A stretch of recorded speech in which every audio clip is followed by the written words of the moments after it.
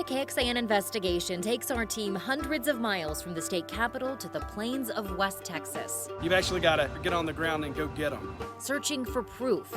This is probably the most critical document of the entire day. Inside a massive industry pumping billions of tax dollars into your schools, roads, and recovery each year. It's the oil or nothing around here. A vast oil empire of money. There needs to be transparency. There needs to be disclosure. Power.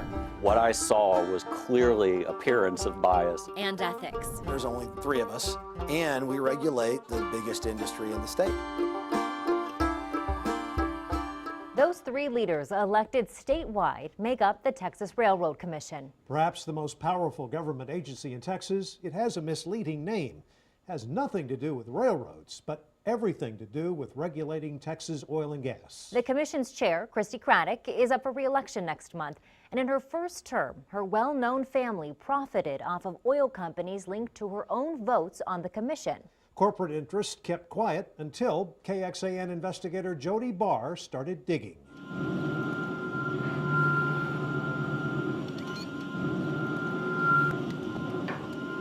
If you're really quiet and hold your breath, you can stand pretty much anywhere in West Texas and hear the heartbeat of the Texas economy. It's a 24/7 operation, and lots of people are striking black gold right now. Oh, yeah. Like Sergio Ortiz. You see the dollars rolling here, right? Yes, sir. He's become one of the most popular men in this West Texas oil patch. His family owns this tire repair shop in the town of Big Lake, a shop he almost closed 3 years ago when the oil boom busted. There have been some pretty down times that it's been where I don't know if we want to be doing this anymore. Me and my wife actually had to sit down and think about, like, is it worth it? Now, as the U.S. oil supply shifts in Texas's favor, this area is seeing some of the highest per barrel prices in years. The Ortiz family can tell it too. They can barely stock enough tires to keep up with the tens of thousands of trucks rolling through each day. It's the oil or nothing around here. This meeting, the Railroad Commission of Texas, will come to order. Christy Craddock is the first Craddick to chair the Railroad Commission, but the family name spans decades in Texas government. Have all voted members. Her father, Tom Craddick, was the Texas House Speaker. Mr. Speaker, members, back to my explanation. Today, he's Midland's state representative. The Craddick oil businesses go back just as far, with oil interests spread across 22 Texas counties. Records we found show Christy Craddock holds potentially millions of dollars in oil interest. Not that surprising. It's what she's voted on as chair of this regulatory body that got our attention. Our investigative team traveled into the heart of Craddick country. We made the trip because tracking the family's oil interests is complicated, since only a couple counties post the records for the public to see online. We drove a few thousand miles, made stops in a dozen West Texas courthouses, searched through decades of land and oil records, and uncovered evidence that Christy Craddock and her family are doing personal business with many of the oil companies she regulates from her seat of power. Like in January. All in favor say aye. Aye. Motion passes. Those items are approved. Craddick voted on a rule change, easing restrictions on this Reagan County oil field known as Ringo 9. County records show Tom and Christy Craddock own mineral rights in this field through 2 separate companies, Craddock Partners Limited and Christy Craddock's personal company, Quarry LLC. The Ringo 9 wells produced 58,000 barrels of oil in the past year. By our calculations, these wells pumped out around $5 million in oil and gas production. Railroad Commission records show Craddock did not disclose her interest in this well. All those in favor say aye. Aye. Motion passes. Those items are approved. That's just one of the cases we found. Approved. Those items are approved. Motion passes. Items approved. Thank you. State records show Commissioner Craddock also voted on rule changes to help produce more oil in different oil leases and oil fields across Texas, where the Craddocks own mineral interests. Christy Craddock's annual financial filing shows several different oil operators paying the Craddocks tens of thousands of dollars each year. Those filings also show the Craddocks own stock in some operators. Those same companies brought business before the Railroad Commission. Those items are approved. Archived video shows Christy Craddock cast votes in favor of those same companies. Since 2014, Craddock voted more than 400 times on agendas related to those companies, and records show no evidence Craddock ever disclosed her ties. As an ethics advocate, what do you think when you see that? What I saw was clearly appearance of bias, at least. Commissioners are voting on matters that they have financial stakes in. Adrian Shelley heads Texas Public Citizen, a government ethics watchdog group. Sunset Commission has a quorum. Shelley's group spent hours testifying before the Texas Sunset Advisory Commission in 2013. It determines whether a state agency like the Railroad Commission is doing an efficient and honest job for the people of Texas.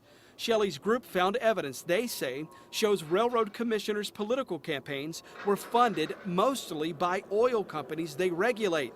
In some cases, those companies gave campaign cash, even while the commissioners were making decisions involving those companies. Did you have an idea at that time that the oil interest, when it came to Christy Craddock, was as vast as it turns out to be? You know, I'm surprised to learn what I've learned based on your investigations. I don't want to see these sorts of specific holdings from a commissioner that create the appearance of bias that I've seen here. We made multiple attempts to interview Commissioner Craddock and her father and business partner, Representative Tom Craddick. Neither agreed to interview. We found Commissioner Craddock at a September Railroad Commission meeting and sat up front to wait for the meeting to end. Craddock usually stays after meetings to sign orders, but this time she bolted. This meeting will officially adjourned. Thank you. Craddock rushed out a back door before we could even ask her a question. Ms. Craddock. We also checked the financial holdings of Craddock's fellow commissioners, Wayne Christian and Ryan Sitton. Outside of campaign contributions, our investigation did not find they're in business with oil companies. Commissioner Wayne Christian says his only investments are in general mutual funds. I own no oil interest, very few royalty, none, no royalty interest of any kind, no lease interest. So I wish I did have a bunch of oil and gas investments. If you could buy that, would you buy that today and serve on this commission? I'd probably have to question that very close with my attorney and the ethics attorney. I have an ethics attorney. I would pass it by them, make sure that I'm following the rules and regulations, but I have no interest in doing that.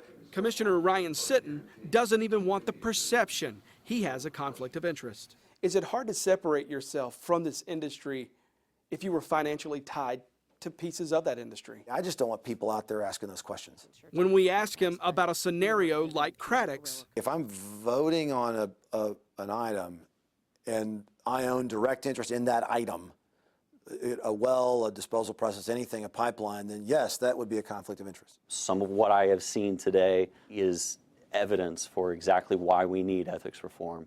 And I think that lawmakers who see that evidence will think hard about what needs to be done at the Railroad Commission. We need folks who are willing to take a stand against that. The status quo is not enough here in Texas. Commissioner Craddock's staff sent a statement saying the sole purpose of each of Chairman Craddock's votes has been to ensure the enhancement and safe operations of the Texas energy industry, preventing waste and protecting correlative rights.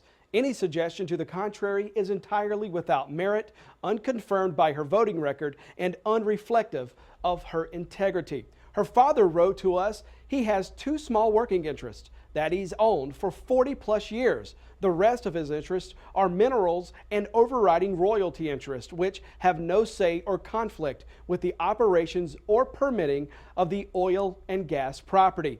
But after living in Midland since the 1950s and becoming the longest-serving lawmaker in state history, it's no surprise Tom Craddick is a big deal in West Texas oil. Robert and Sydney? Yes, Jody, and we know he was even inducted into the Petroleum Hall of Fame just months after his daughter was elected to the Railroad Commission. We asked several times for an interview, but he refused to speak with us, even at this event in Austin. But what we've uncovered now has a different state lawmaker saying a lot. Do you believe there are things in these personal finances with these individuals that you all should have known when you were trying to put some fixes in place?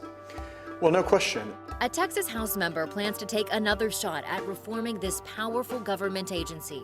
Plus, we head north. We're very strict on that. There is no wiggle room in that, and people have been terminated for violation of that. For the past half-century, Oklahoma's found a way to avoid these problems. Could it happen with our commissioners, too? Find out tomorrow night on KXAN News at 10 as we continue our investigation into Texas's oil empire. And right now, drill deeper into this digital investigation as we walk you through the dynasty of power and money one family has created in the oil industry. Interactive explainers to break down the numbers, a timeline to see how the family has emerged as business boomed, and a video trip to West Texas to see how this investigation came together. Texas's oil empire, right now in the investigative section of KXAN.com.